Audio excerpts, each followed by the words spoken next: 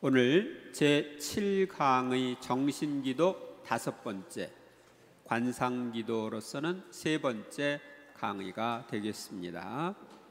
먼저 시편 1편 2절에서 3절 함께 읽겠습니다. 주님의 가르침을 좋아하고 그분의 가르침을 밤낮으로 되새기는 사람, 그는 시냇가에 심겨 제때의 열매를 내며 잎이 시들지 않는 나무와 같아 하는 일마다 잘 되리라. 하는 일마다 잘 되고 싶어요? 그럼 어떻게 해야 돼요? 주님의 가르침을 좋아하고 그분의 가르침을 밤낮으로 되새겨야 된다. 갈라디아서 2장 20절, 이제는 내가 사는 것이 아니라 그리스도께서 내 안에 사시는 것입니다. 우리가 관상 상태에 이르려면 관상이 무엇인지를 명확히 알고 관상기도의 방법도 알아야 합니다. 그리고 무엇보다도 관상기도 방법을 꾸준히 실천해야 합니다. 1. 관상이 아닌 것. 관상기도는 영적인 차원에서 이루어지는 기도이므로 논리적으로 쉽게 이해되지 않고 경험으로만 이해됩니다. 토마스 키팅 신부는 관상과 관상이 아닌 것을 이렇게 구별하셨습니다. 먼저 관상은 긴장 해소 훈련이 아니다. 우리가 긴장 풀기 위해서 관상하는 거 아닙니다. 불교나 동양에서 행해지는 명상의 일종인 요가나 천천히 달리기, 초월적 명상은 마음의 휴식과 긴장을 완화하는 효과를 목표로 합니다. 그러나 관상기도는 하느님과 하나 되는 것이 목표입니다. 그러니까 목표가 다른 겁니다. 다음으로 관상은 은사가 아닙니다. 이 관상은 누구나 할 수 있는 하느님 은총의 선물인 것입니다. 은사가 아닌 관상기도의 선물은 공동체를 건설하기 위한 것입니다. 관상기도는 믿음, 희망, 사랑의 성장을 깊게 해주며 영혼의 실체와 그 기능들의 정화, 치유, 성화를 도와줍니다.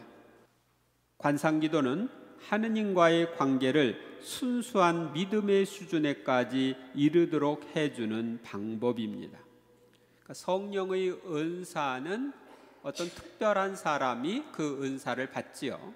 은사를 청하는 사람들이. 그런데 관상은 모든 이들이 해야 되는 것입니다. 우리를 점점 정화하고 성화하고 치유해서 주님과 일치로 이끌어 갑니다. 관상은 의사 심리 현상, 초감각 심리 현상이 아닙니다. 이것은 믿음, 희망, 사랑의 열매를 맺고 하느님 앞에 더 가까이 나아가는 것이기 때문입니다. 관상은 어떤 현상이 생기기 전에 알게 된다든지 멀리서 일어나고 있는 일을 안다는 것과 같은 소위 예시의 은사나 육체 이탈 경험, 초감각 경험, 심리 현상들인 몸 밖의 경험 또는 죽음에 임박한 경험 등이 아닙니다. 인격의 변형 과정은 심리적 신비 경험이나 능력 그 자체보다는 믿음, 희망, 신적인 사랑의 성장에 좌우됩니다. 관상은 믿음, 희망, 사랑이 이 세 가지가 자란 열매이고 이것들을 더 나아가도록, 다시 말하면 이것이 더 발전하도록 해줍니다. 이에 비해 심리적 경험이나 능력은 하느님과의 거룩함이나 하느님과의 관계의 성장에 아무런 관계가 없습니다. 여러분들이 관상기도를 통해서 믿음과 희망과 사랑이 성장하고 나의 인격이 변화되는 그런 현상이 일어나는데, 내가 그 어떤 예언의 은사를 받았다든지 어떤 체험을 했다든지 이런 것들은 나의 인격을 변화시키는 것이 아니다 하는 것입니다. 관상은 신비 현상이 아닙니다. 신체 탈혼, 내적 환시, 외적 말씀, 상상으로 주시는 음성, 사람의 영 안에 새겨주시는 말씀 등이 아닙니다. 이 관상에서는 이런 어떤 신비 현상을 체험하기 위한 게 아니라 주님과의 일치에 초점이 맞춰져 있습니다. 체험이 온다면 그것은 부산물이지 그것이 목표가 아닌 것입니다.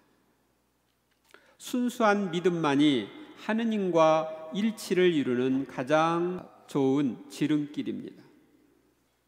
신자는 관상기도를 통해 주님과의 일치를 지향하는 것에 일차적인 관심이 있지, 심리적, 신체적 느낌이나 경험에 쏠리게 되면 목표를 잃어버리기 쉽습니다.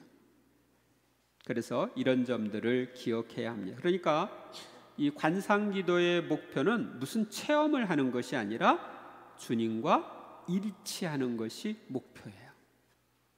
이상의 진술을 종합하면 관상기도를 하는 중에 경험하게 되는 관상기도의 체험과 관상기도 그 자체와 동일시하지 않도록 주의해야 합니다.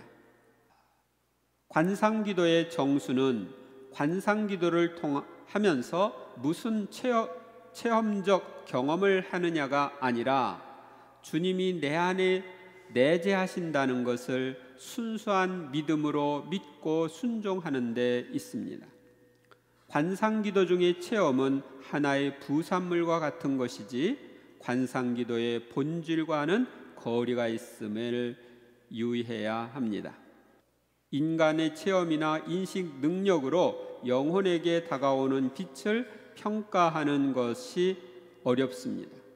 그래서 키팅 신부는 인간은 자신의 삶 안에 맺어진 열매를 보고 그 현존을 짐작할 뿐이라고 말합니다. 그러니까 내 안에서 맺어지는 열매를 보고 내 안에 하느님이 함께 계시다, 이걸 아는 거죠. 나아가서 관상기도의 기본은 순수한 믿음의 길이다, 그 외에는 아무것도 없다고 키팅 신부는 말합니다. 그러면 이 관상의 방법보다 관성에 대한 올바른 이해가 더 중요함. 어떤 방법이라야 관상으로 가는가 보다 관상이 무엇이냐 하는 것을 올바로 이해하는 것이 더 중요합니다. 관상기도에 대해서 올바른 태도를 가지고 있으면 어떤 방법을 선택하느냐 하는 것은 그리 중요하지 않습니다. 어떠한 방법으로 하든 올바로 이해하고 하느님께 나를 맡겨드리기만 하면 우리는 관상기도를 할 수 있습니다. 왜냐하면 관상기도는 우리의 힘으로 하는 것이 아니라 우리가 하느님께 가고자 하는 열망을 보시면 우리를 관상으로 이끌어 주시는 분이 하느님이시기 때문입니다. 즉 관상기도는 내가 하는 것이 아니라 성령을 통하여 하느님께서 해주시는 기도입니다. 따라서 이러한 이해가 중요합니다. 관상기도는 어떤 기술이 아니고 우리의 의식 상태를 하느님께로 향하게 하는 수련이라고 말할 수 있습니다. 관상의 상태란 하느님과 일치하고 있다는 의식을 항상 유지하는 상태입니다. 내가 주님과 하나 되어 있다 하는 것을 의식하면서 사는 그런 상태입니다. 관상기도는 이러한 상태를 갖도록 도와주는 기도이며 기술이 아니라 하느님과의 일치를 도와주는 방법의 수련입니다. 관상기도는 어디까지나 하느님께서 해주시는 기도이기에 우리가 습득하는 기술이라고 하지 않고 은총을 받아들이는 수련이라고 말합니다. 다음에 소개하는 기도 방법은 우리가 관상적인 삶, 즉 관상의 상태에 이르게 하는 방법들이며 그 자체가 관상이라기보다는 관상으로 이르게 하는 길이라고 보는 것이 옳습니다. 즉 우리가 이러한 기도로 자신의 사고나 관념, 즉 분심을 떠나보내고 벗어버리는 수련을 할 때 하느님께서는 우리를 하느님께로 이끄시고 우리를 하느님과 일치하도록 해줍니다. 그러니까 여러분들이 구분을 해야 되는 게 뭐냐면 관상이라고 하는 거하고 관상기도라는 거예요. 관상 상태에 이르러서 내가 있는 거하고 그것에 들어가기 위한 방법으로 하는 관상기도하고 이런 것들을 좀 구분하셔야 합니다. 모든 기도는 결국 하느님께로 더욱 가까이 가게 해주는 효과가 있습니다. 성녀 데레사는 기도를 하면 가슴이 넓어진다고 했습니다. 즉 기도하는 사람들은 가슴이 열리고 더 지혜로워지며 하느님을 더욱 알게 되고 나아가서는 성령의 열매를 맺는 삶을 살 수 있게 된다는 말입니다. 여러분들이 기도를 하게 되면 하느님을 더 깊이 알게 됩니다. 하느님이 어떤 분이신지를 깨닫고 하느님의 나에 대한 사랑을 깨닫게 됩니다. 그리고 그분 안에 잠겨 있을 때 우리 안에 성령의 열매인 사랑, 기쁨, 평화 같은 그런 열매들이 맺어집니다. 그래서 어떠한 기도든지 가슴으로 기도하면 기도하는 사람들을 관상적이게 만듭니다. 기도가 관성적이게 하려면 가슴 속에서부터 기도가 나와야 합니다. 가슴에서 나오지 않거나 가슴을 열지 않고 다만 입과 머리로만 하는 기도는 결코 관상적이지 않습니다. 이 점이 중요합니다. 왜냐하면 관상기도는 가슴의 기도, 영혼의 기도이기 때문입니다. 관상기도는 성령의 이끄심으로 이루어지는 것이기에 관상기도를 너무 세분해서 단계를 세운다든지 형식과 방법에 얽매이게 하면은 성령의 움직임을 가로막는 결과를 낳습니다. 그래서 오히려 관상기도가 방해를 받습니다. 그러므로 너무나 구체적으로 단계를 제시하는 기도 방법은 관상기도에 적절하지 않습니다. 이러한 일로 인해 관상에 이르지 못하고 애를 먹는 사람들이 많이 있습니다. 3. 거룩한 독서를 통한 관상. 옛날 초대교회 때의 수도원에서는 성서를 읽으면서 기도를 했습니다. 성서는 하느님을 만나는 가장 확실한 길이기에 성서를 읽고 묵상하며 또한 성서로 기도하면서 이 성서 안으로 빠져들거나 성서를 통하여 그리스도의 신비 안으로 빠져들면 하느님 안에서의 쉼이라는 즉 관상으로 들어가곤 합니다. 이러한 과정을 렉시오 디비나라고 부르며 베네딕토 수도회에서는 초기부터 거룩한 독서를 수도 생활의 중심으로 삼았습니다. 이 거룩한 독서, 라틴어로 하면 렉시오 디비나입니다. 렉시오는 독서를 가리키고 디비나는 거룩하다는 뜻입니다. 이 렉시오 디비나로 이루어지는 하느님과의 관계 발전, 렉시오 디비나로 이루어지는 것은 하느님과의 관계의 발전입니다. 인간관계에서 보듯이 그리스도와의 관계는 단계를 거치면서 발전합니다. 즉 처음으로 그리스도를 알게 되는 단계, 그리스도와 친해지는 단계, 그리스도의 친구가 되는 단계, 그리스도와 일치하는 단계로 발전하는 것입니다. 여러분들이 결혼을 하시는 분들은 처음에 상대방을 만나죠? 상대방을 만나서 그 사람을 조금씩 알아갑니다. 그러면서 그 사람과 친해집니다. 그래 친구처럼 지내는데 이제 당신 없이는 못 살아. 우리 일치해서 살자. 그래서 결혼을 하는 거죠. 그리스도는 사람이 되신 말씀입니다. 즉 말씀이 바로 그리스도이십니다. 그래서 우리는 성서를 읽으면서 이러한 단계로 그리스도와의 관계가 발전하여 그리스도와 일치하는 경지에 이를 수 있습니다. 그러니까 성서를 통해 처음에는 그리스도가 어떤 분인지를 알고 그 다음에 그분과 친해지고 그분과 친구가 되고 이제 그분과 일치하는 이런 단계를 말합니다. 그리하여 성서를 4단계로 읽습니다. 처음에는 그리스도의 말씀과 행적을 알게 되는 단계로서 이 단계를 성경 읽기, 렉시오 또는 리딩이라고 합니다. 성경을 읽는 것, 독서하는 거예요.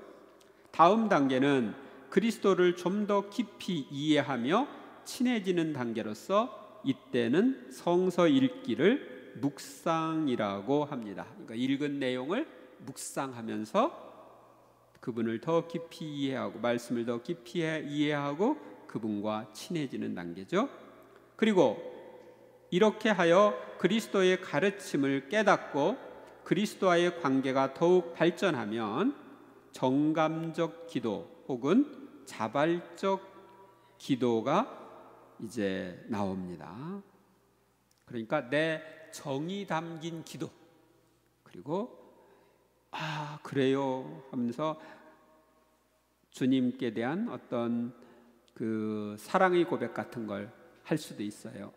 주님 사랑합니다. 그 마음에서 그 탄식처럼 솟아나는 그런 자발적인 기도를 가리킵니다. 그래서 그리스도께 대한 그리움이나 찬사를 나타내는 기도가 자연스럽게 내 안에서 흘러나오는 것입니다.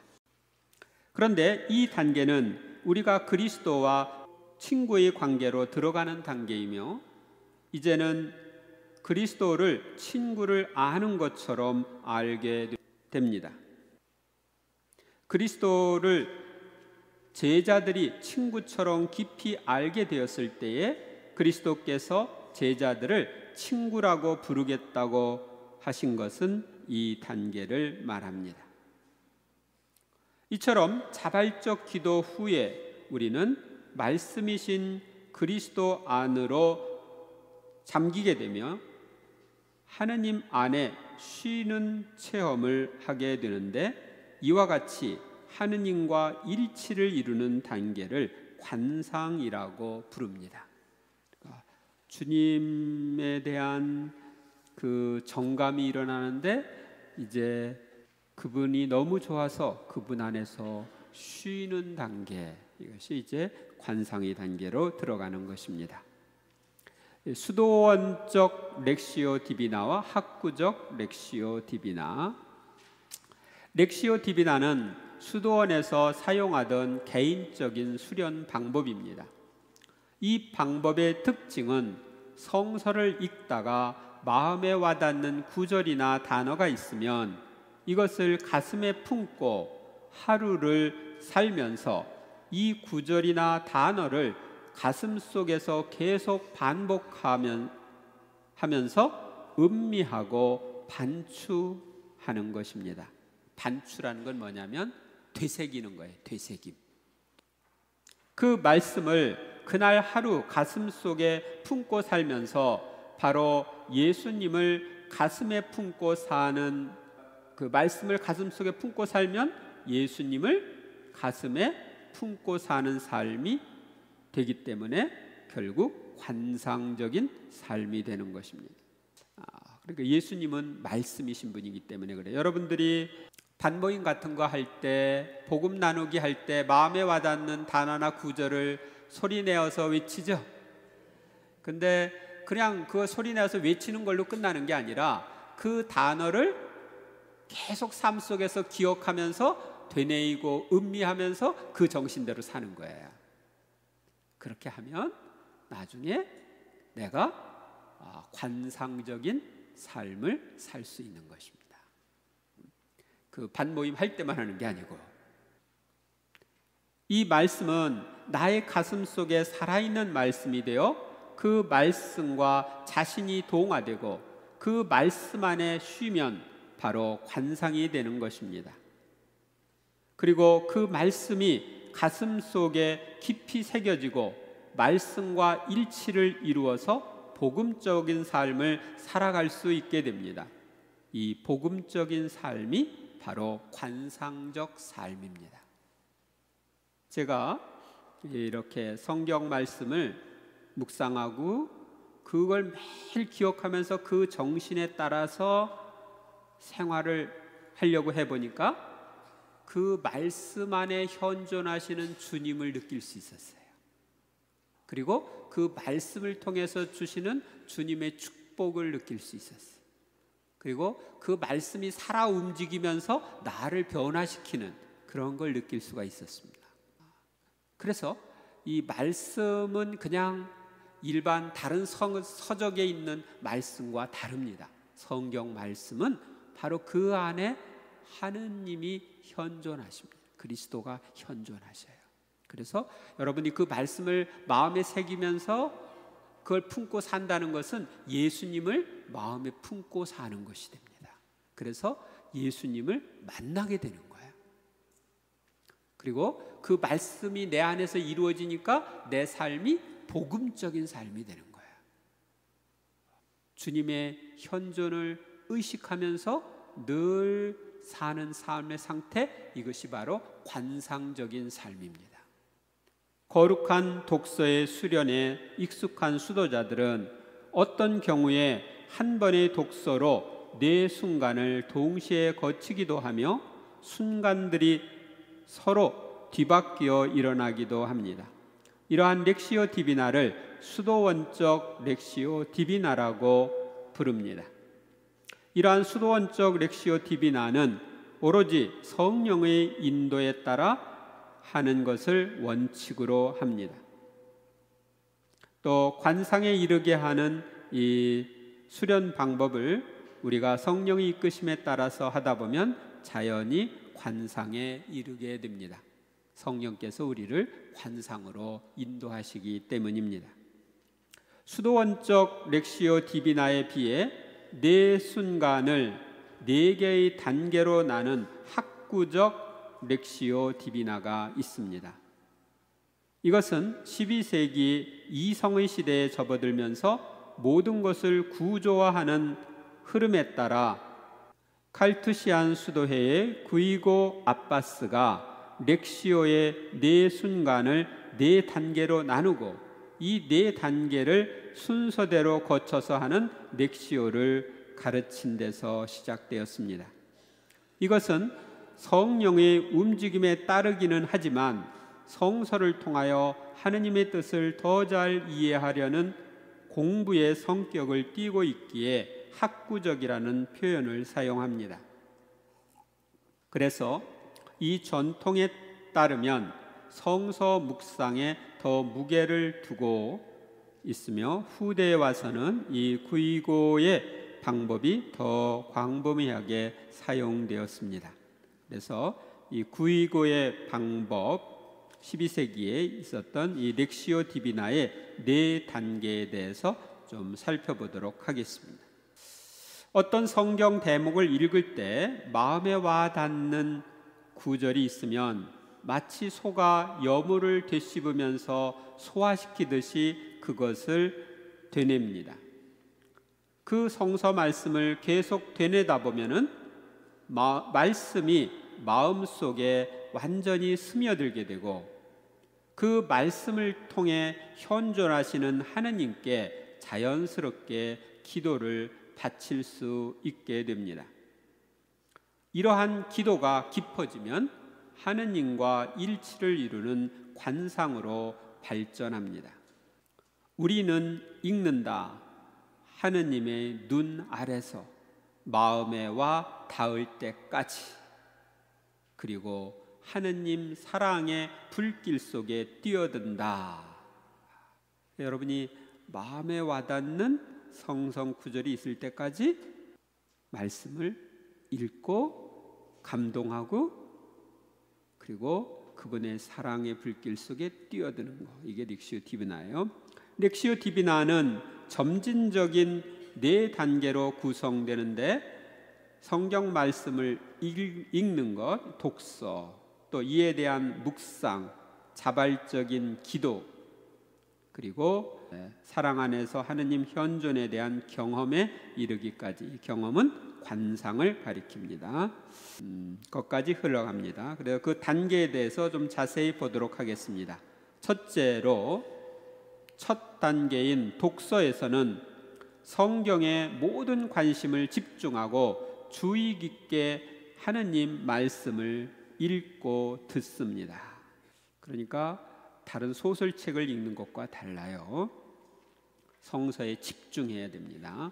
성서는 성령의 감도하심으로 씌어졌으므로 성령의 감동하심을 받아 성서를 읽습니다. 원래 하느님의 말씀은 읽는 것이 아니라 듣는 말씀입니다. 말씀이 머리가 아니라 가슴으로 내려가도록 해야 합니다. 성서를 읽어줄 사람이 없을 때에는 스스로 소리내어 천천히 읽으며 귀로 들어야 합니다. 그러니까 여러분들이 이 렉시오 디비나에서 성경을 읽을 때는 눈으로 읽는 게 아니라 소리를 내어서 읽어가지고 그것이 자기 귀에 들리도록 해야 돼요. 아시겠습니까? 성경은 성령의 감동으로 쓰인 하느님의 말씀 그 자체이기 때문에 소설책을 읽듯 눈과 머리로 빨리 읽어버리면 본래의 영적 의미를 깨닫기 어려우므로 눈으로는 본문을 보고 입으로는 소리를 내어 읽으며 귀로는 듣고 마음으로는 그 뜻을 새기는 전인적인 독서를 해야 합니다. 이는 고대와 중세에 널리 사용했던 방식으로 우리 자신을 성경 아래에 놓고 그것이 우리를 해석하게 하는 방식입니다. 그래서 말씀의 빛으로 나를 바라볼 수 있는 그런 읽는 방법입니다. 성서에 관한 지식을 쌓기 위해서라면 성서를 읽거나 성서에 대한 주석서를 읽을 수 있습니다. 그러나 렉시오 디비나는 이러한 식의 독서와는 달리 거기에서 풍성한 결실을 얻는 영적 실습 과정을 말합니다. 그러니까 주석서 이런 걸 읽는 게 아니죠. 이것은 성서가 하느님의 말씀이라는 믿음의 기초를 두고 있습니다. 사실 초대교회의 교부들은 성서를 읽는다고 하지 않고 듣는다고 하였습니다. 옛날에는 이 인쇄술이 발달하지 않았죠? 그러니까 한 수도원에는 성경 한 권만 그 수도자들이 성경을 필사하는 거, 그게 이제 필사해서 책을 이렇게 만드는 거, 그것이 수도원의 임무 중에 하나였어요. 그러니까 성경이 한 권 있으면 다 볼 수가 없잖아요. 그러니까 성경을 소리내어서 읽음으로써 다른 사람이 듣게 이렇게 하는 것이죠. 그래서 오늘날 그 전통적인 수도원 같은 데 가면은 식사 시간에도 돌아가면서 성경이나 영적 독서를 해요. 마이크나 숫자가 적으면 그냥 소리 내어서 읽으면서, 그러니까 식사하면서도 말씀을 듣고 음미하면서 식사를 하는 거죠. 그들은 성서가 성령의 영감을 받아 쓰여진 하느님의 말씀이라고 인정하는데 그치지 않고 주님께서 그 말씀 안에 현존하신다는 성사성을 믿고 있었습니다.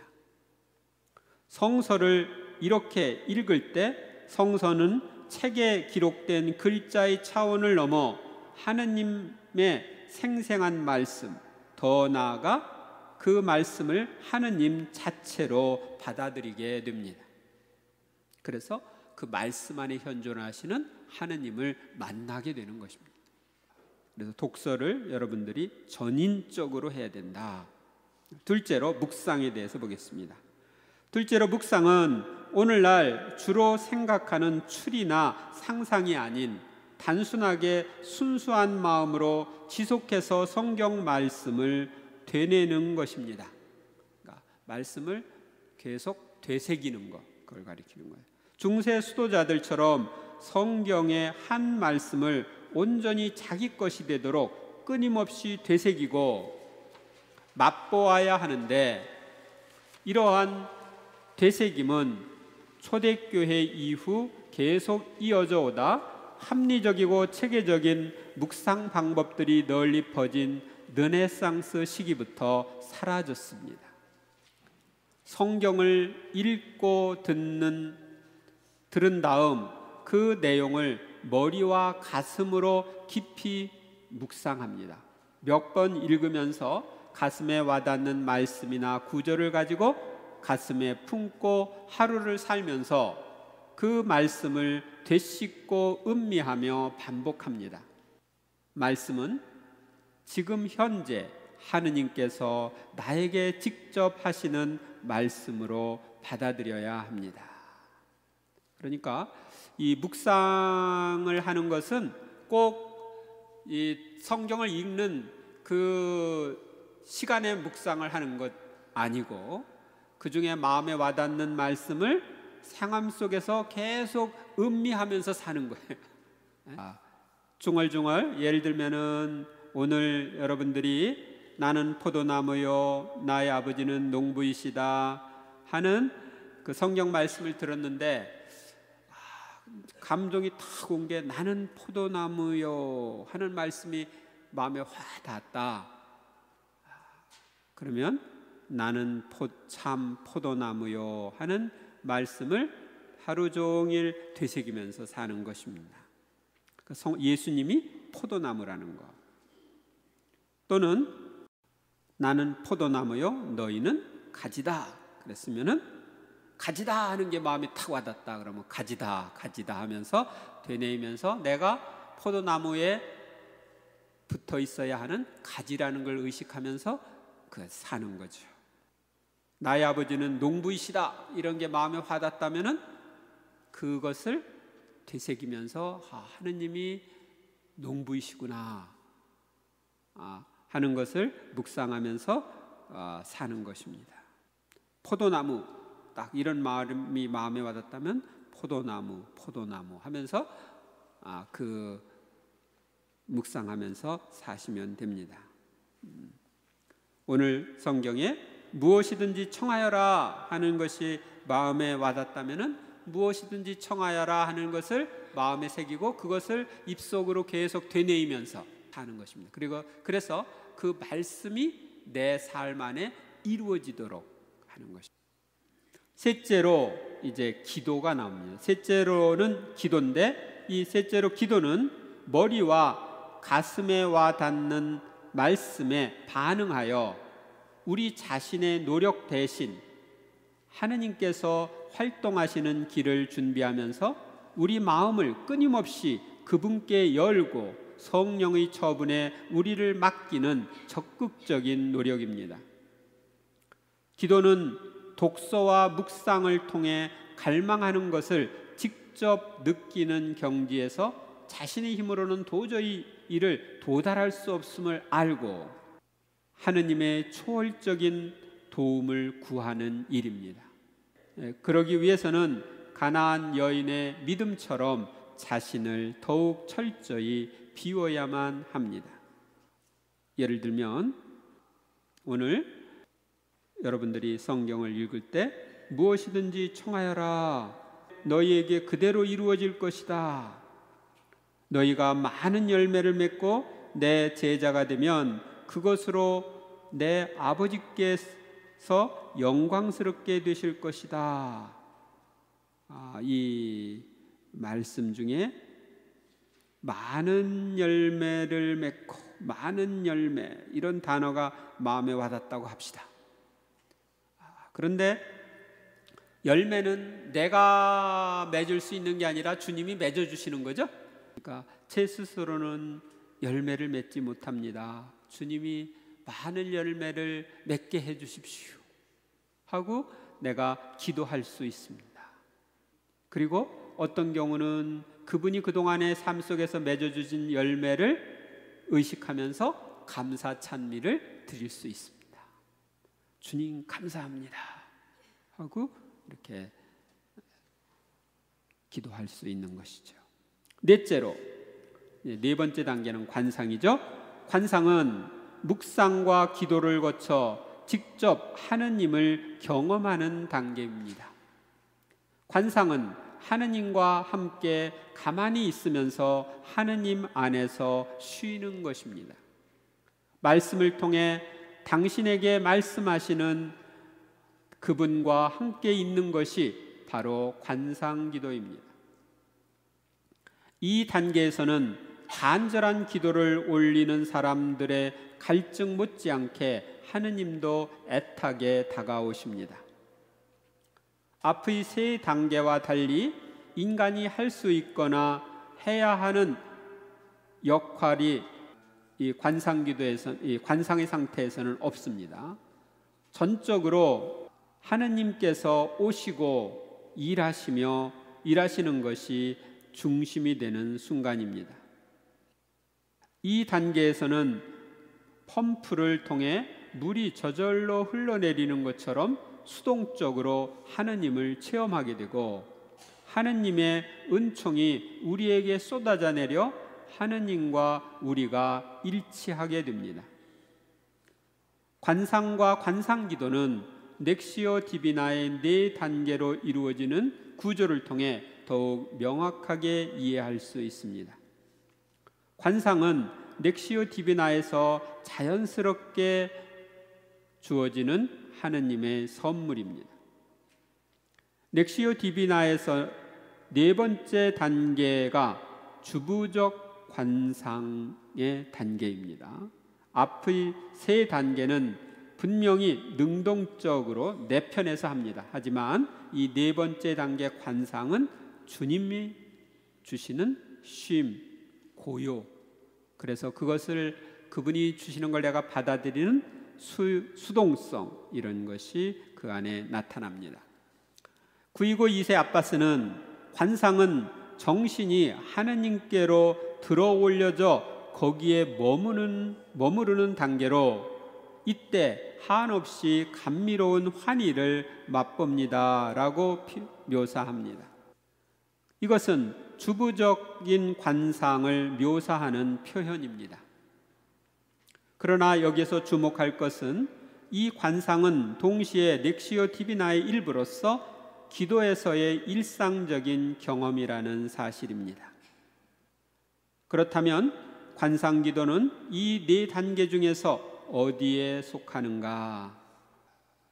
여러 사람들이 이야기하는데 이 능동적으로 하는 이 넥시오 디비나의 세 번째 단계와 네 번째 단계 사이가 관상기도다 이렇게 말합니다. 관상기도는 일종의 고안된 능동기도의 형태이지만 동시에 관상적인 것이라고 불립니다. 왜냐하면 그것은 주님 안에서 쉼을 그 목적으로 시작하고 또 그것으로 옮아가기 때문입니다. 그러므로 관상기도는 능동적 차원의 기도와 주부적 차원의 기도 사이의 기도라고 말할 수 있습니다. 이게 좀 여러분들이 이해하기 조금 어려운데, 정감 어린 기도를 하다가 거기에서 이제 주님이 당신의 품에서 조용히 쉬게, 그분의 현존을 의식하면서 그분이 현존을 느끼면서 그분 안에서 쉬는 상태, 이게 관상 상태인데, 근데 그분 안에서 그렇게 쉬도록 해주는 것은 하느님이 하시는 것이지 내가 하는 게 아니다. 아시겠습니까? 하느님 은총으로 주어지는 거다. 내가 기도는 할 수 있어요. 기도는 할 수 있는데 쉬게 해주는 것은 하느님이 주시는 거다. 렉시오 디비나에서 유의할 점, 렉시오 디비나에서 4단계가 다 이루어진다면 더할 나위 없이 바람직한 일이겠지만, 둘째 단계 또는 셋째 단계까지만 이르러도 훌륭합니다. 미사 복음 중에 마음에 와닿는 어느 구절을 하느님이 오늘 나에게 하시는 귀한 말씀으로 여겨서 집안일을 하면서 출퇴근길에 정성스럽게 되뇌어 보십시오. 그러다 보면 하느님께서 그 말씀을 이렇게 나에게 하신다고 생각하니까 내가 하느님께 드리고 싶은 말씀이 안에 떠오릅니다. 그러면 그걸 화살기도로 봉헌을 하는 거죠.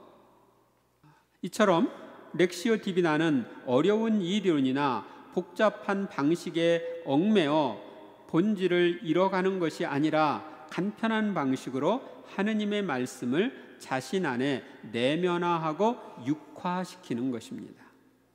우리가 성서를 가슴속에 담을 때에 우리는 그 말씀으로 변화됩니다. 성경은 전부 하느님의 영감으로 쓰인 것으로 가르치고 꾸짖고 바로잡고 의롭게 살도록 교육하는 데에 유익하다고 디모데오 전서는 말합니다. 우리는 진리를 배우고 자신의 잘못을 깨닫고 허물을 고치며 올바르게 살려는 지향을 가지고 성서를 받아들여야 합니다. 즉 말씀으로 내가 바뀌려는 의도를 가지고 있어야 합니다.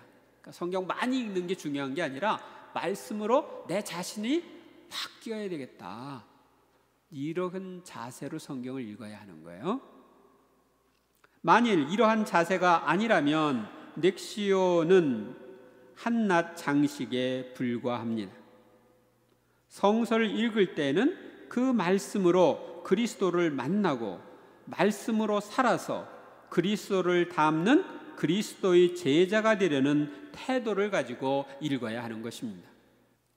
만일 성서를 100번 읽었다 하더라도 그 말씀으로 자신이 그리스도의 모습으로 변형되지 않는다면 그것은 헛일을 한 것입니다. 그러니까 성경을 많이 읽는 게 중요한 게 아니라 그 말씀으로 내가 변화되는 것, 그래서 예수님의 참 제자가 되는 게 중요해요. 우리는 이 모든 것을 가슴에 간직하고 곰곰이 생각하신 마리아의 태도를 본받아야 합니다. 성모님은 모든 것을 마음에 새기고 이렇게 사셨다고 이야기를 하죠. 또 너희가 내 말을 마음에 새기고 산다면 너희는 참으로 나의 제자다 하고 예수님은 말씀하셨습니다. 새기고 살 때 변화가 오는 거죠. 성서를 렉시오 디비나를 목적으로 읽을 때에는 공부가 목적이 아니고 말씀을 받아들이고 사는 것이 목적이기 때문에 모든 성경을 다 순서대로 읽는 것이 좋습니다. 창세기부터 묵시록까지. 자기가 좋아하는 성서 구절만 렉시오 디비나를 하면 올바른 렉시오 디비나가 되지 않습니다. 자기가 좋아하는 말씀만을 선택하여 렉시오 디비나를 할 때에 이단이 생길 수 있다고 교부들과 학자들은 경고합니다. 수도원적이든 학구적이든 렉시오 디비나는 원래 개인 기도입니다. 근래에 와서 집단으로 하는 렉시오 디비나가 널리 보급되고 있습니다. 집단적으로 하는 거룩한 독서는 성서를 3번 혹은 4번 반복해서 읽고 가슴에 와닿는 구절이나 단어를 이웃과 나누는 것으로 이루어집니다. 오늘날 우리가 반모임 할 때 하는 거와 비슷한 거죠. 읽고 마음에 와닿는 거 묵상하면서 나누고. 그러나 원래는 이 렉시오 디비나는 개인적으로 성경을 읽고 그것을 마음에 새기고 이제 사는 거예요. 여러분들이 이 렉시오 디비나를 생활 속에 살려면 매일 미사를 할 때 독서나 복음을 읽다가 마음에 감동이 오는 구절, 이건 나에게 주님이 하시는 말씀이다 이렇게 느끼는 구절이 있으면, 또는 그런 단어가 있으면 그걸 되새기면서 중얼중얼 이렇게 되새기면서 그날 하루를 이렇게 사는 거예요. 살다가 그 말씀에 응답하고 싶은 충동, 그런 것이 일어나면 그 말씀에 응답하는 기도를 바치는 거죠. 그러면 이제 묵상에서 기도가 되죠. 그렇게 그분께 응답하고 내 사랑을 고백하고 내 정이 담긴 목소리로 그분 안에서 그 말씀에 대한 응답을 하다 보면은 그분이 너무 좋은 분이기 때문에 주님 안에 쉬고 싶다. 그래서 그분이 좋으신 것을 느끼면서 그분 안에서 이렇게 쉬는 상태, 그 상태로 들어가면 여러분이 관상의 상태로 들어간 거예요. 아시겠습니까? 그러니까 이 관상으로 들어가는 것, 성경을 읽으면서 관상으로 들어가는 것이 어려운 게 아닙니다. 할 수 있죠. 그 다음에 이제 짧은 문장이나 단어를 반복하여 바치는 기도를 통한 관상, 4번째 부분이죠. 짧은 문장을 반복하는 기도, 정감의 기도 혹은 능동적 기도는 여러 음절로 엮어진 기도를 늘 반복함으로써 언제나 이 기도가 가슴 속에 계속되게 하는 기도입니다. 그러면 어떤 위기에 부딪히거나 감정을 상하는 상황에 처하게 될 때에 이 기도가 자발적으로 나와서 그 상황에서 초연해지도록 만드는 효과를 줍니다. 정감적 기도라고 말하는 것은 하느님께 대한 사랑이나 감사와 탄식과 찬미를 나타내는 기도이기 때문에 그렇게 부르는 것이며, 능동적 기도라는 것은 수동적인 다른 기도에 반해 자신이 능동적으로 한다는 점에서 이렇게 부르는 것입니다. 이 기도는 이름 없는 순례자라는 책에 소개된 무명의 순례자가 사용한 기도와 같은 기도입니다. 이름 없는 그 순례자라고 하는 책에 보면은 하느님의 아들이신 주 예수 그리스도님, 죄인인 저에게 자비를 베푸소서 하는 이 기도를 이 순례자는 하루에 수백 번, 수천 번 계속 반복합니다. 이 기도를 이렇게 여러 해를 이 기도만 반복하다 보니까 마음에 평화가 찾아오고 초연한 삶을 살 수 있었다. 늘 주님의 현존 속에 살 수 있었다. 이렇게 말합니다. 다시 말하면 관상의 상태에 살 수 있었다. 이렇게 말합니다. 이 가톨릭 출판사에서 나온 이름 없는 순례자, 한번 읽어보시면 좋아요. 그런데 이 하느님의 아들이신 주 예수 그리스도님, 죄인인 저에게 자비를 베푸소서 너무 길죠. 그래서 나중에는 이제 하다 보면은 주 예수 그리스도님, 저에게 자비를 베푸소서, 이렇게 짧아질 수도 있습니다. 또 다른 기도를 할 수도 있습니다. 나의 주님, 나의 하느님, 이걸 그냥 매일 반복하는 거예요. 또는 주님, 저에게 자비를 베푸소서, 그리스도님, 저에게 자비를 베푸소서. 라틴어로 하면 기리에 엘레이손, 크리스테 엘레이손, 이것을 반복하는 거죠. 주님의 집에 가자 할 때 나는 몹시 기뻤노라. 좋기도 좋으시고 아기자기한지고 형제들 오순도순 한데 모여 사는 것. 주님이 얼마나 좋으신지 너희는 보고 맛들여라. 야훼는 나의 목자 아쉬울 것 없노라. 어떤 이런 그 성서 구절이나 기도서에 나오는 자신이 좋아하는 구절을 선택해가지고 일을 하거나 운전을 하거나 무엇을 하거나 늘 반복하면서 그 기도를 바치면 관상기도의 효과를 얻어서 관상의 상태에 이를 수 있습니다. 그러니까 하나의 그 기도를 계속 반복하는 것입니다. 여기서 한 가지, 아까 그 성경 매일매일 이렇게 성경 말씀을 바꿔가지고서 이렇게 묵상할 수도 있고, 이렇게 지금 여기 있는 것처럼 바꾸지 않고 하나의 이 그 말씀을 가지고 계속 열흘이고 100일이고 계속 그 말씀만 가지고 붙들고 살 수도 있어요. 이 짧은 단어를 반복하는 기도, 이게 문장이 아니라 짧은 단어를 반복하는 기도를 말합니다. 먼저 예수님의 이름을 부르는 기도. 요한복음 14장 13절, 너희가 내 이름으로 청하는 것은 무엇이든지 내가 다 이루어 주겠다. 골로새서 3장 17절, 말이든 행동이든 무엇이나 주 예수님의 이름으로 하면서 그분을 통하여 하느님 아버지께 감사드리십시오. 이 예수님의 이름을 부르는 이 기도는 초대교회 때 시리아 지방의 수도자들에게 알려진 기도라고 합니다. 그것은 간단한 방법으로 늘 예수 주님을 입으로나 마음으로 반복하는 것입니다. 입으로 불러도 되고 마음속으로 불러도 되고요. 기도할 때나 길을 갈 때나 일을 하면서 이렇게 늘 예수님을 부르며 살다 보면 마음이 단순해지고 가슴이 순수해지며 하는 성령의 열매가 싹트고 자라면서 관상적인 삶을 살게 됩니다.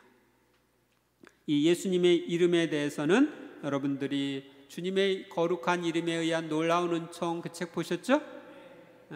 그 책에 얼마나 예수님의 이름이 놀라운 효과가 있는지 나와 있죠. 여기 제가 하느님 뜻의 나라 동정 마리아라는 책에 나와 있는 예수님 이름에 대해서 성모님이 하시는 말씀을 여기다 적어 놨습니다. 할례와 더불어 우리는 천사가 일러준 대로 아기에게 예수라는 지극히 거룩한 이름을 붙여드렸는데, 이 거룩한 이름을 부르자 기쁨과 흐뭇함이 가득한 나머지 우리의 고통이 숙지는 것을 느낄 정도였다. 어디 그뿐이었겠느냐. 이 이름을 통하여 원하는 사람은 누구든지 고통 중에는 향유를, 위험 속에서는 보호를, 유혹 중에는 승리를 얻을 것이고, 죄 속에 빠지지 않게 막아주는 손길과 영혼의 나쁜 병증을 모조리 고쳐줄 약을 얻을 것이다. 과연 이 지극히 거룩한 이름 예수는 지옥이 무서워 떨고 천사들이 경외하는 이름이다. 또 하늘에 계신 아버지 귀에도 감미롭게 들리는 이름이다. 이 이름 앞에 모든 이가 경배하며 흠숭의 예를 드린다. 강력한 이름, 거룩한 이름, 위대한 이름이니 믿음을 가지고 이 이름을 부르는 사람은 누구든지 놀라운 일들을 감지하게 될 것이다. 거룩하기 짝이 없는 이 이름의 권능에서 오는 신비로운 기적을, 그래서 당부하는 것이니 언제나 이 이름 예수님이 내 입에서 떠나지 않게 하여라. 그러니까 늘 예수님, 예수님, 예수님 하고 부르라는 거죠. 나약하고 잘 흔들리는 너의 인간적인 뜻이 하느님의 뜻 실행을 주저하는 것이 보이면 그 이름이 하느님의 피아단에 그것을 다시 일으켜 줄 것이다. 그러니까 내 뜻대로 하고 싶을 때 예수님 하고 부르라는 거예요. 예수님. 그러면 내 뜻을 꺾고 하느님의 뜻대로 살 수 있도록 해준다는 거죠. 내 마음이 무거울 때면 예수님을 불러라. 일을 시작할 때, 잠자리에 들 때에도 예수님을 불러라. 그리고 잠에서 깨어날 때에도 너의 첫 말은 예수님이어야 한다. 그러니까 예수님께 완전히 집중해 있는 상태를 가리킵니다. 늘 그분을 불러라. 이는 은총의 바다들을 내포하는 이름이지만 그 바다들은 그분을 부르며 사랑하는 사람들에게만 베풀어진다. 아시겠습니까? 그러니까 예수님의 이름이 놀라운 은총의 바다를 가지고 있는데 정말 그분을 사랑하면서 그분의 이름을 부르는 사람에게만 베풀어지는 거예요. 그래서 여러분들이 예수님 이름을 자주 부르세요. 기도가 안 될 때도 예수님 하고 부르시고, 그래서 다른 특별한 기도가 할 게 없으면 예수님만 자꾸 부르셔요. 그러면 가장 놀라운 기도를 하는 것이 됩니다. 예수님 이름 한 번 부르면 300일 대사가 있습니다. 300일 한대사. 다시 말하면 300일 동안 연옥에서 정화해야 할 잠벌을 면제받는 거예요. 여러분들이 다른 사람들에게 양도할 수도 있고요. 두 번째, 무지의 구름이라는 책이 있습니다.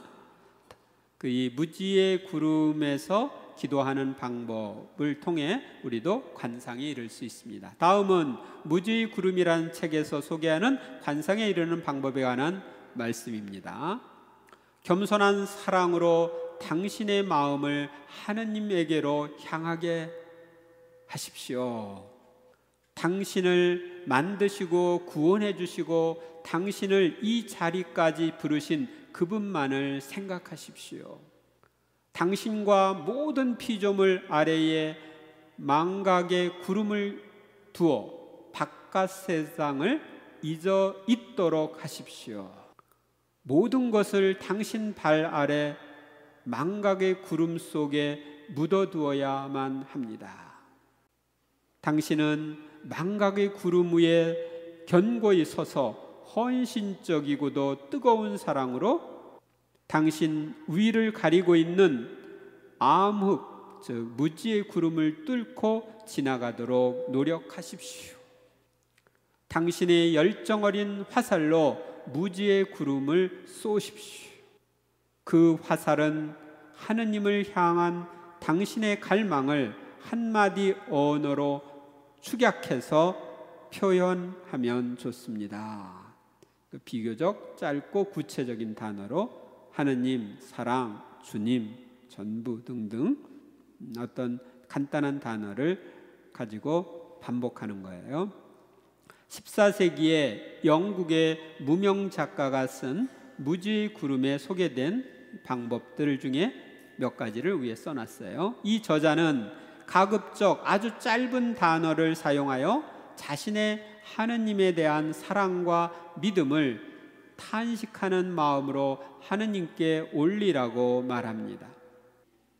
기도로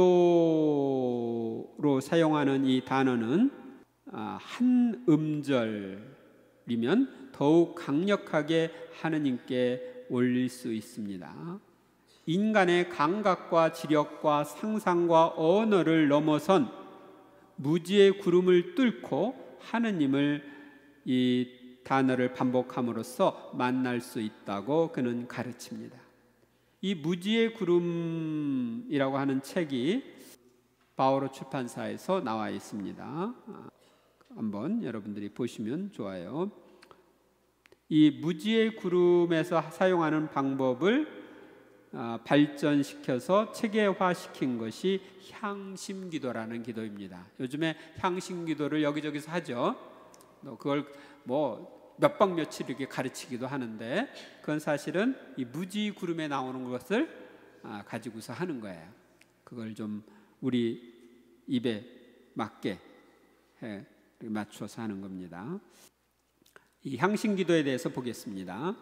이 향심기도는 1915년경에 미국 코네티컷주의 스펜서에 있는 한 트라피스트 수도원에서 이 수도원의 원장이었던 토마스 키팅 신부의 주도 아래 바실 페닝턴과 윌리엄 매닝거 두 신부가 영적으로 목말라 하는 사람들을 위하여 무지의 구름 방법을 현대화시켰습니다. 그리고 여기에 십자가 성 요한의 가르침을 도입해서 더욱 발전시킨 기도입니다. 하느님은 누구에게나 관상기도를 할 수 있는 은총을 주셨습니다. 그러나 우리 안에 그 은총을 받아들이는 것을 방해하는 요소들이 있습니다.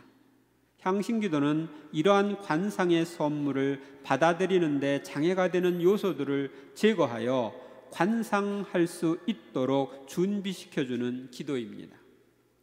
이 기도는 자신에게 맞는 짧은 기도, 한 음절이나 두 음절로 되어 있는 거룩한 단어, 예를 들면 예수, 주님, 하느님, 아빠, 아버지, 성령님, 평화, 사랑 등 이런 기도를 성령의 도움을 받아 선택한 후 침묵 속에서 자신의 의식 속에 살짝 이 기도어를 도입함으로써 기도를 시작합니다.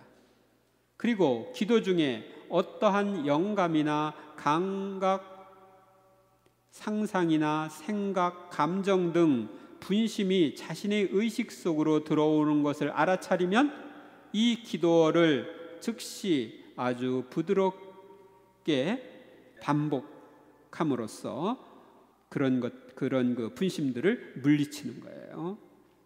그러므로 마음만 먹으면 누구나 할 수 있는 기도입니다. 이 기도는 내 안에 하느님께서 현존하시며 활동하시는 것에 동의한다는 것을 상징하는 것이며, 이 기도는 이러한 지향을 하느님께 보여드리는 기도입니다. 그러니까 하느님이 내 안에 현존하시는 것을 믿고 그분이 내 안에서 자유롭게 활동하시도록 동의한다는 뜻으로 예수님, 예수님, 하느님, 하느님 이렇게 그 마음 속으로 부르는 거예요. 이 소리를 내어서 물론 할 수도 있지만 마음 속으로 이렇게 하느님께 마음과 가슴을 열어드리고 나를 내어드리면서 하느님께서 내 안에서 현존하시고 활동하실 것에 동의한다는 나의 지향을 하느님께 보여드리면 하느님께서 나의 성화와 인격 성장에 필요한 정화의 일을 해 주십니다. 즉 깊은 상처들을 치유해 주시면서 나를 변형시켜 주시어 결국 하느님과 일치시켜 주시는 것입니다. 이 기도는 이렇게 나의 지향을 보여드리는 기도이므로 주의 집중이나 노력으로 하는 기도가 아니며 아주 수용적인 기도입니다. 수용적이란 하느님께서 해주시는 기도의 은총과 선물을 우리가 받아들이기만 하면 된다는 뜻입니다.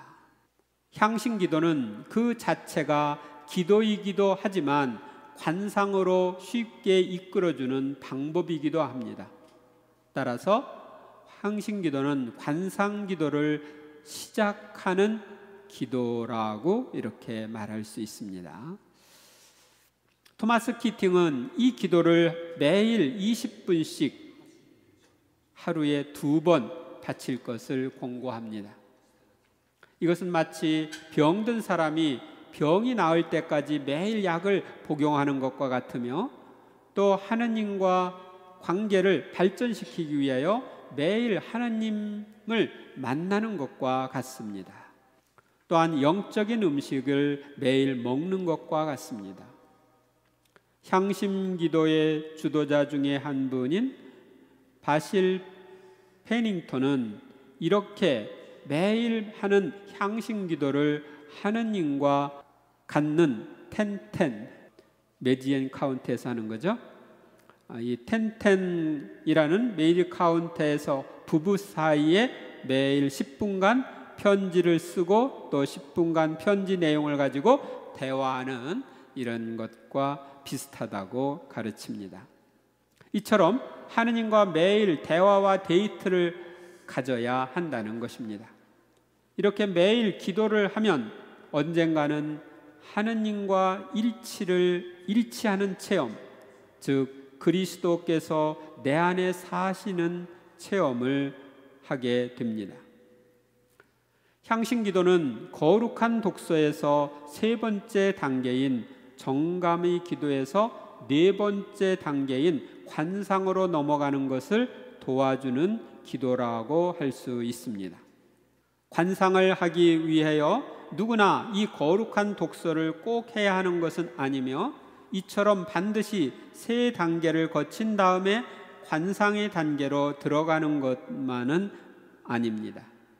그리고 향신기도를 반드시 해야만 관상기도로 넘어가는 것도 아닙니다. 그러나 초보자는 거룩한 독서, 특히 학구적 렉시오를 하는 경우에 관상으로 들어가는 수련에 더욱 도움을 받을 수 있습니다. 그리고 향심기도는 거룩한 독서 수련을 하는 분들이 쉽게 관상으로 들어가도록 도와줍니다. 그러므로 렉시오 디비나와 관상기도 수련을 함께 하는 사람은 더 빨리 관상기도를 할 수 있습니다.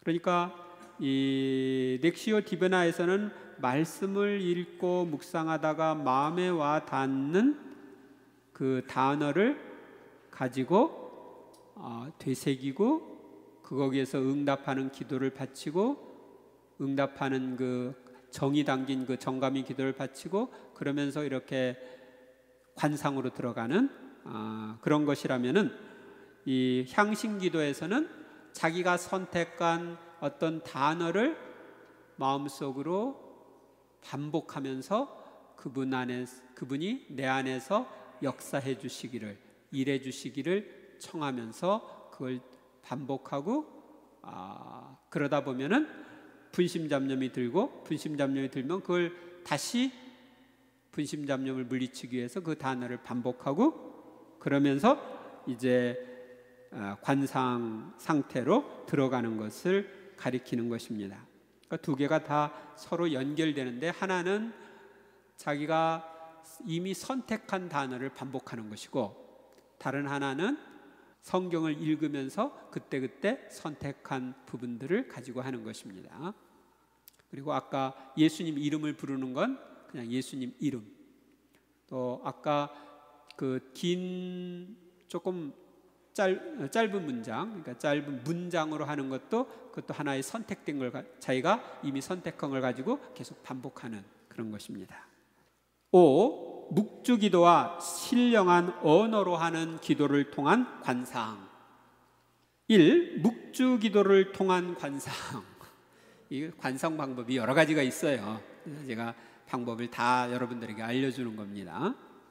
묵주기도는 묵상과 관상이 핵심이지만 기본적으로 염경이 필요합니다.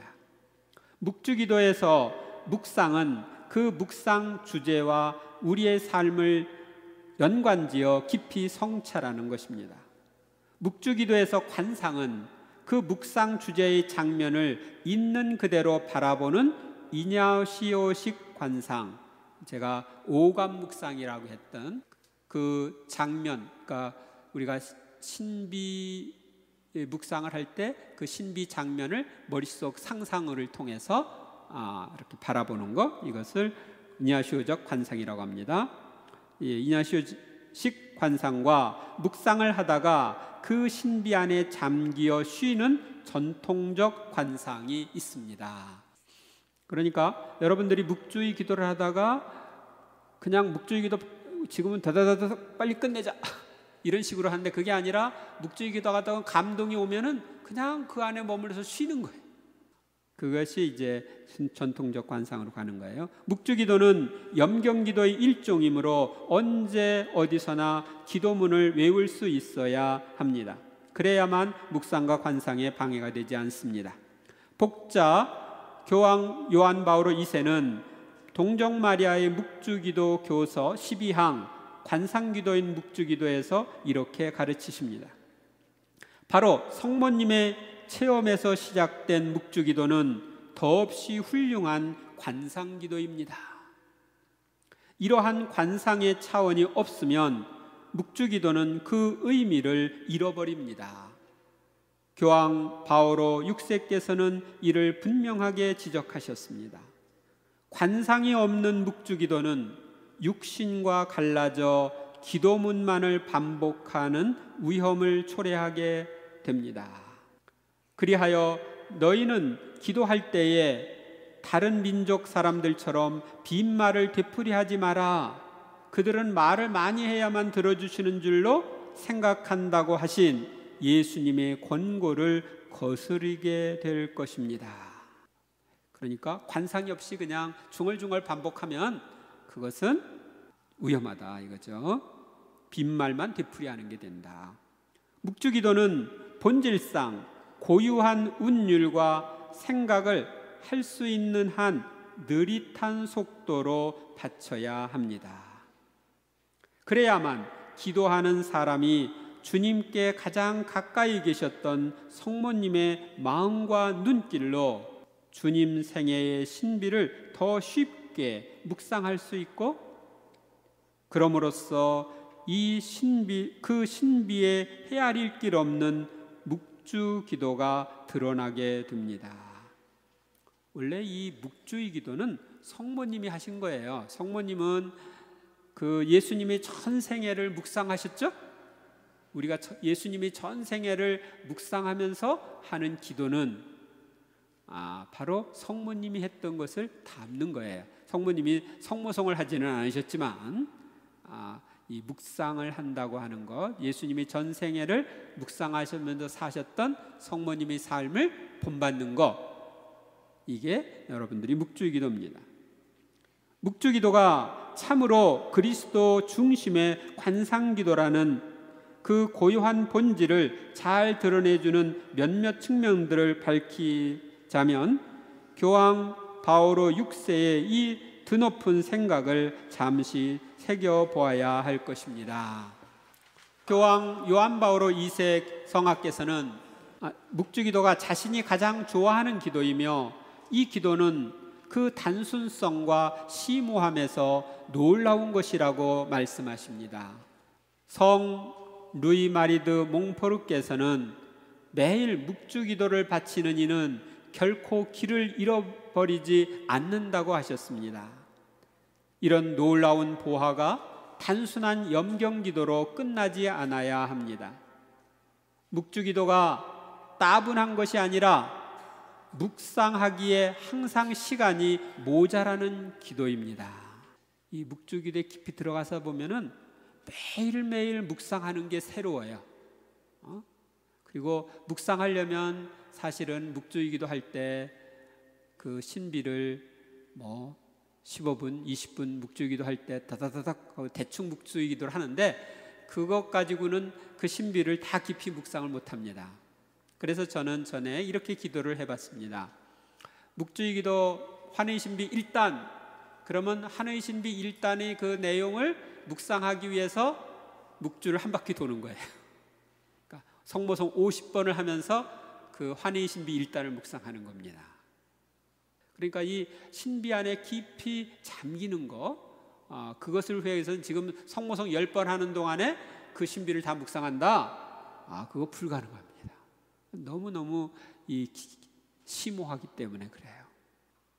그래서 여러분들이 때로는 환희의 신비 1단 하면서 한 바퀴 다 돌고, 2단 하면서 한 바퀴 돌고, 3단 하면서 한 바퀴 돌고, 그렇게 묵주의 기도를 하시면 좋습니다.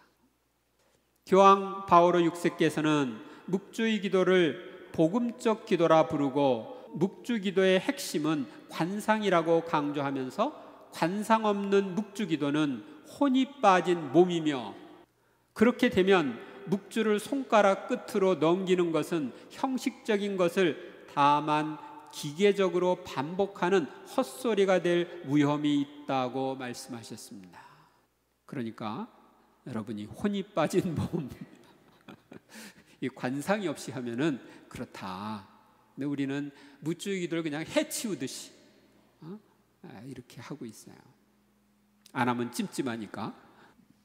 묵주기도의 신비의 묵상은 미사의 훌륭한 준비가 되며 미사의 분위기를 유지하는 역할도 합니다. 그래서 저희들 본당에서는 미사 전에 묵주기도 5단을 바치죠. 이게 미사 준비로 아주 좋기 때문에 그래요. 묵주기도를 바치는 것은 성모님의 모범을 따라 그리스도의 신비를 깊이 묵상하는 것으로서 단순한 형식으로 구성되어 있어 어느 누구든지 쉽게 실천할 수 있는 성모님께 대한 상경지대에 의한 신심의 하나입니다. 성모님 상경지대는 것은 모든 성인들 중에 최고로 공경하는 것이죠. 하느님 다음으로 공경하는 거예요.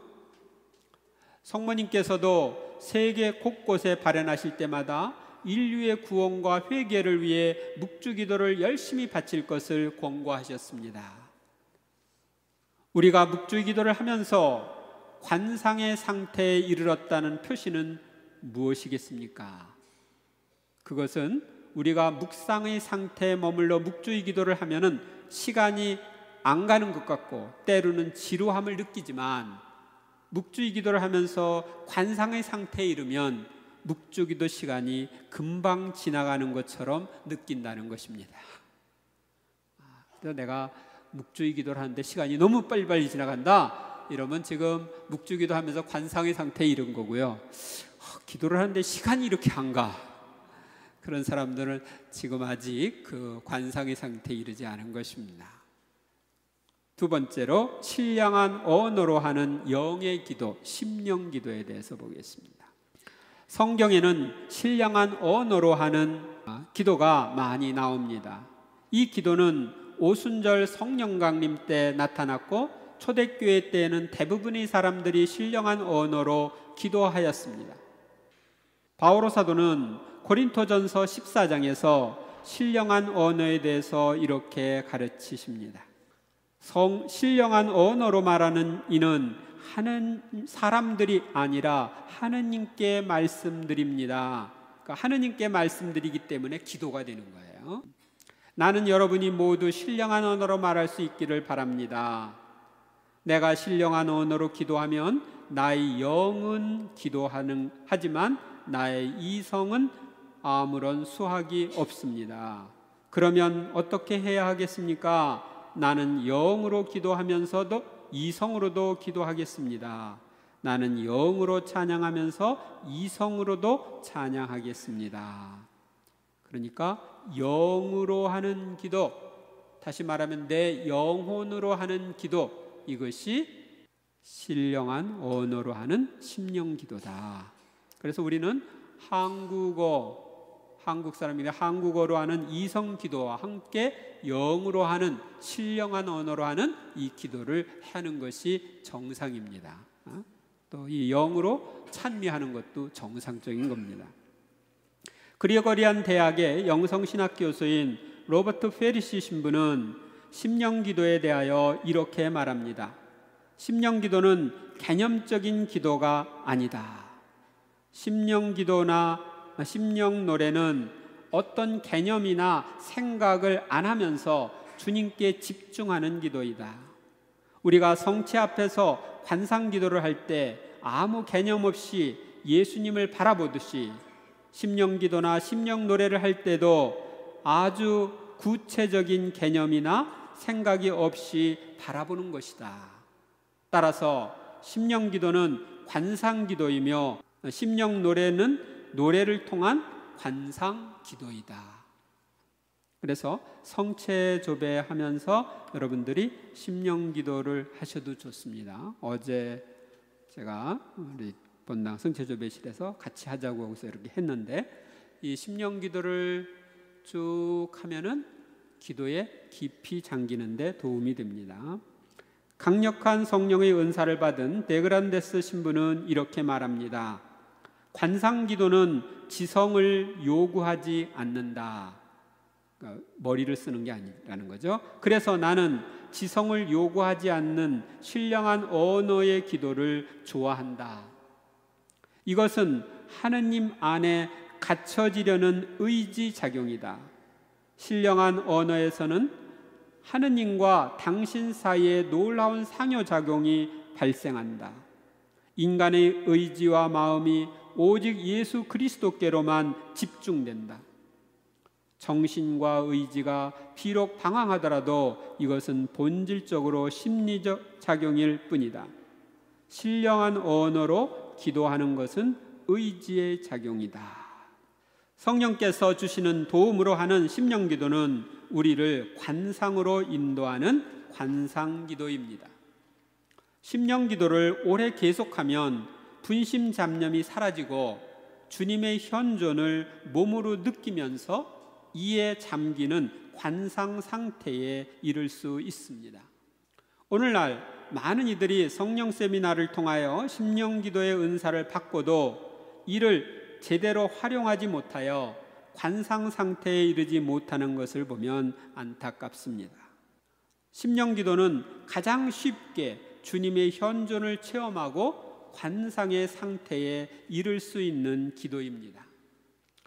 앞에서 언급한 관상기도의 방법들은 예수님의 가르침대로 세속에 대한 우리의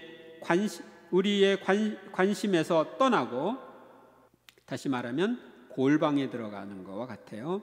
자신의 사고와 감정에서 초연해지면서 문을 닫고 나아가 자기 자신의 내면, 즉 영적 차원 안으로 들어가는 것을 도와주는 방법들입니다. 그러니까 보이지 않는 하느님을 만나는 곳이죠. 그러므로 어떠한 기도를 하든지 기도를 하면서 자신의 영혼이 세속을 떠나고 잡념과 분심에서 떠나서 깊은 내적 침묵으로 들어갈 수 있다면 그 기도는 관상으로 이르게 해주는 기도입니다. 그러므로 지금까지 어떠한 기도를 하였든지 깊은 내적 침묵에 이르게 했다면 확신을 가지고 그 기도를 계속하시기 바랍니다. 지금 여러분들이 관상의 상태에 이르게 하는 여러 기도, 이 관상 기도의 그 방법들에 대해서 이야기를 해드렸는데, 그러니까 관상 상태에 이르는 거하고 관상 기도는 다른 거예요. 관상 기도를 한다고 해서 다 관상의 상태에 이르는 건 아니고, 잘 들으셨죠? 네, 이걸 다시 집에 가서 읽어보시면서 실천하시기 바랍니다.